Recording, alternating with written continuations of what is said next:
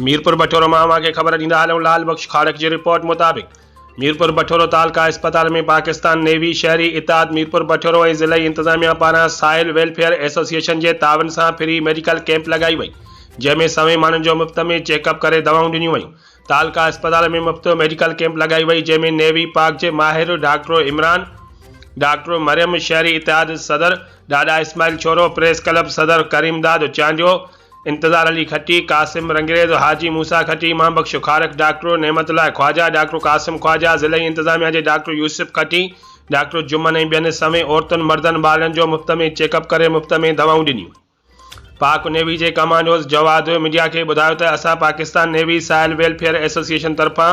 मुख़्तलिफ़ वक़्तनि ते पुठिते पयल इलाइक़नि में मेडिकल कैंपूं लगाए मुफ़्त में चेकअप करे मुफ़्त में दवाऊं फराहम कयूं आहिनि। अॼु मीरपुर बठोर के तालका अस्पताल में मेडिकल कैंप लगाई है, जिते माहिर डॉक्टर पारां सवें मर्दनि औरतुनि जो मुफ़्त चेकअप करे दवाऊं ॾिनियूं पियूं वञनि।